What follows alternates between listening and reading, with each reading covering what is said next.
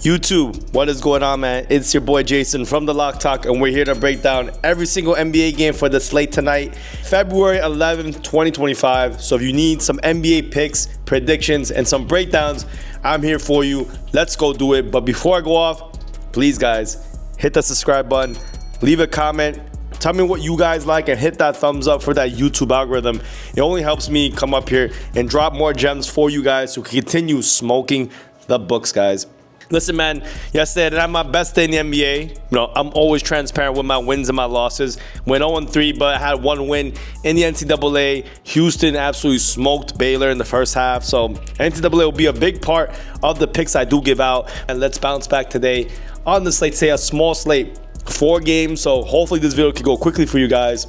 Let me put you on to the best book that's in the industry right now, NOVIG. It's a peer-to-peer betting site and exchange where you can bet on these games but not have to lay -110, -115. You can get 10, 5, even 50% less juice. Make more or pay less to make the same bets.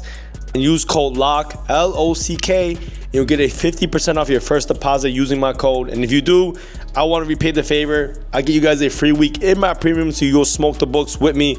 But if not, all good, man. Let's get it going. Let's talk about the 4 games tonight in the NBA. And the first game I do see on the board is the Toronto Raptors against the Philadelphia 76ers. And look, man, it's a big spread. 8.5, 9-point spread opened up around 6, 6.5. The big thing for this game is that really this. Embiid is supposed to be playing in this game. And the Raptors, man, they've been very injured, man. I mean, no RJ Barrett. Ingram's still not playing. Portal is out. PJ Tucker, who they got from the trade, is also out.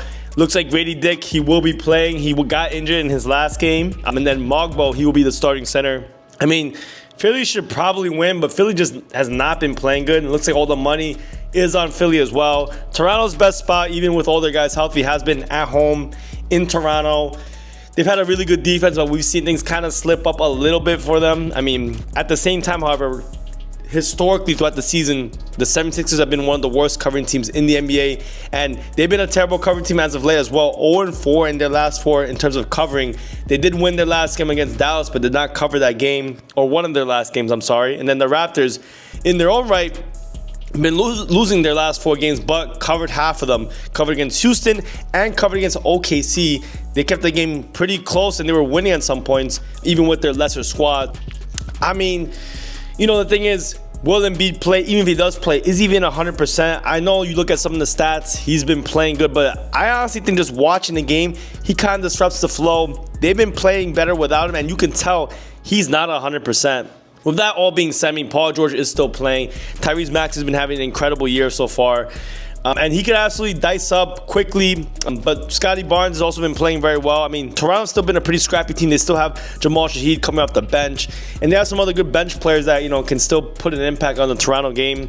I don't know, man. I mean, Philly's been one of the worst covering teams at home, even with Embiid. I mean, both teams have had their sparks as of late, winning games, covering games. But, I mean, this is just too many points. Even though I don't think Toronto's a good team at all right now with the current state that they're in. So injured without a lot of their key players. I'm not going to lay 9 points with Philly. I mean, maybe you could do Philly first half or something like that. But Toronto's actually had a pretty strong defense as of late. So I wouldn't really mind kind of looking at Toronto in some way with them. The problem is just like, will Embiid be 100%? He has not been 100%, at least from the eye test. I just look at his own stats. So as far as I would go, I mean, as of late, I'll probably go lean with Toronto plus the points. I mean, their defense kind of slipped off though, but Phillies as well, man. Not my favorite game on the board. I do think this is a good game for props, actually. So if you want to do that, I'd say look at some of the props. Look at Yabusele. Look at Scotty Barnes. Look at even Tyrese Maxey. I think he has a pretty good matchup against Quickly. But, it depends on the usage if Embiid plays, especially because if he does play, it changes a lot of the things going around. And also, Paul George is playing. So there are a lot of key players on both teams that you have to know if they're playing or not. Embiid's probably the biggest one, but assuming where the line has moved, I think he does play, but I still think they're still overvaluing him, even though he's obviously a very key player and star. He's not 100%, man. He's going to have to get surgery again. He might be out maybe part of next year. We'll see. But all right, guys, let's move on to the second game on the board. We have the New York Knicks against the Indiana Pacers. New York Knicks, man, I mean, laying 2.5 points on the road. The line opened up at 1.5. And man, look, the Knicks, man, they've had a tough time playing this Pacers team. If you take a look at the head-to-head, especially on the road, or at least their head-to-head, the past 2 games, the Knicks have lost outright in every single one of those games. I think even going back a few years, they've not covered any of those games.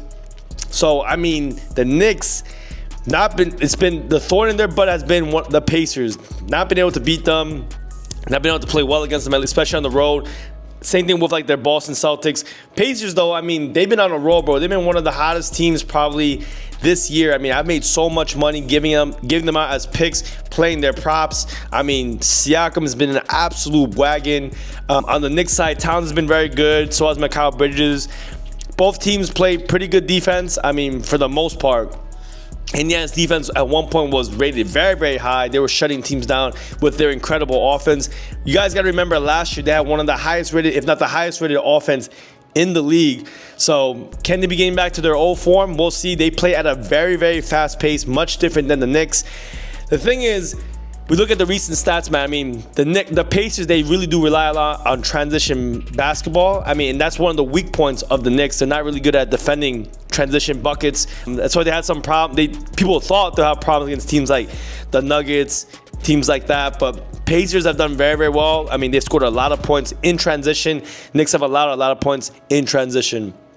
The thing that I did want to focus on is the Knicks defense is definitely better still than the Pacers. They particularly prevent a lot of the areas that Pacers excel at, particularly attacking the basket. Maybe not in transition, but if they're playing, half-court basketball, if they're attacking the basket that plays right into the hands of what the Knicks want you to attack them at the paint, and they have good defense with Hart, Towns, OG. So Pacers, if they rely on attacking the basket, they may have some problems if it's not in transition. On the other side, with the Knicks, they've been very, very strong, bro. I mean, they attack the paint among other parts of the floor. The paint is where they make most of their points, and they've been very effective there. And that is the weakest part of the Pacers. They do allow a lot of points in the paint, and they have not been effective over there. So, in my opinion, this is actually a pretty strong matchup for the Knicks. There's a lot of money on the Pacers. Like, if people just look at their past history on the head-to-head, yes, I mean, the Knicks have not done the best against them. They just played actually in November. But I think November was a different game, bro. I mean, I don't know. I have to go look back at the reason why they lost that game. But I actually like the matchup for the Knicks in this game. And then they get some revenge, even though it's on the road. I mean, the Pacers have not been the best covering team at home. They've been even Stevens. Same thing with the Knicks. So give me the Knicks on the road, laying the 2.5 points. If you want to do money line, it's minus 140, but I'm not about trying to lay a lot of points.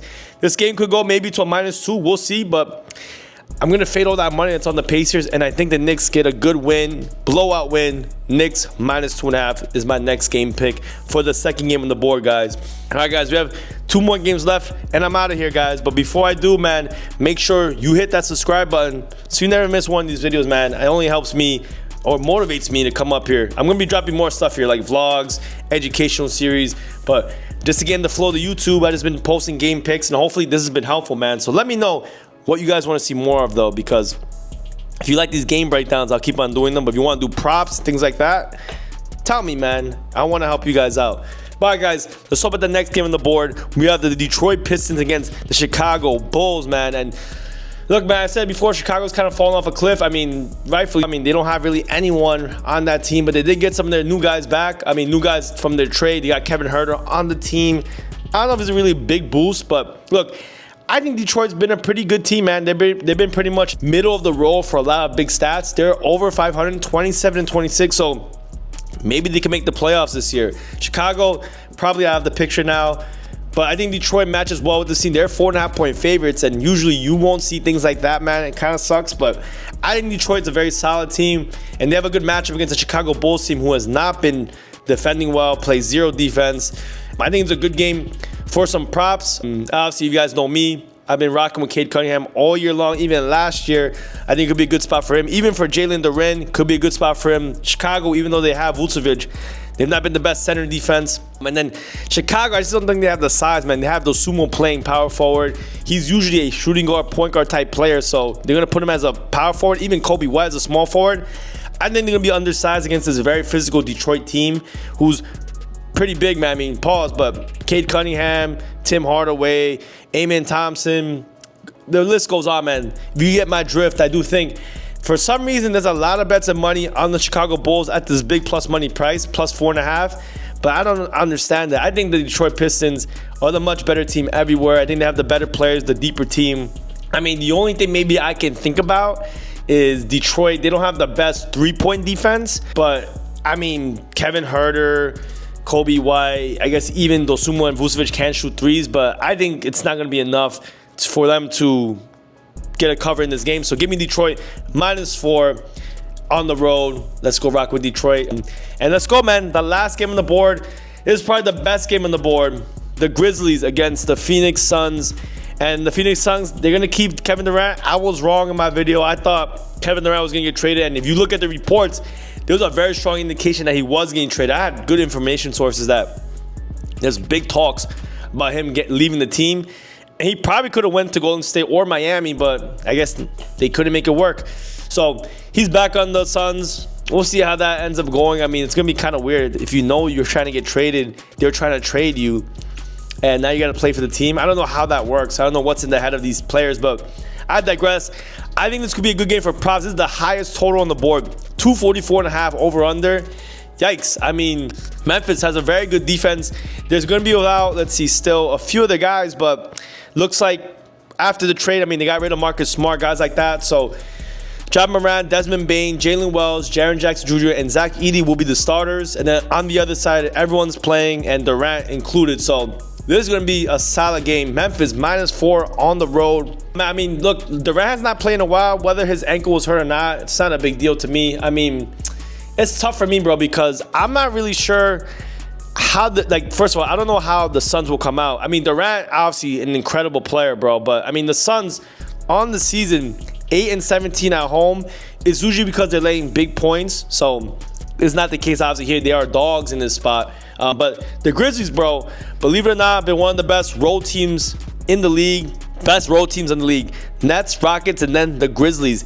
16-8 on the road at the spread. Some of them, they've been dogs. Some of them, they were big favorites. But, I mean, they played very, very well on the road. Almost as well at home. They've been one of the best covering teams in the NBA. The thing is, I think the Grizzlies have had a very, very, very strong defense all season long, man. They've been one of my favorite teams to bet on. I mean, they're super solid. They're really good at home. But the one thing they're really good at is covering the mid-range, being effective there. The Suns, I mean, they have a decent defense, but not the best defense overall. I'd say it's like pretty average. You know, the thing is, where have the Suns been attacking the most? I'd say they've been attacking most at the three-point line. They've been kind of effective there, but Memphis has had a pretty good three-point defense. Memphis, though, I mean, they have a very balanced attack, very aggressive, and I think they can get to the Suns in transition with their pace. And again, I mean, I think they just have too many weapons. I think their team is too deep. Their bench team is almost just as good as their starting lineup, man. So I digress. I think rightfully so, the Memphis Grizzlies are the favorite. There is a lot of money on them. Everyone seems to be betting on them for some reason, which is kind of crazy. I don't know why. Maybe people don't know that Durant's back. But I do think this game should be closer to a pick. I don't think it should be a -4 game. So I think I would cap this game at Grizzlies being a -2, -1.5 favorite. So I don't know if there's more people out just because, I mean, Beal is out on the Suns. So I don't think that's a big deal.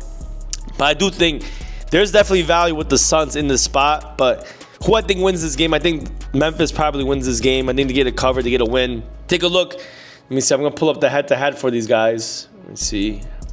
I'm sorry, guys. Let me pull the head-to-head because I want to see really quickly the head-to-head for this game. Take a look at the head-to-head.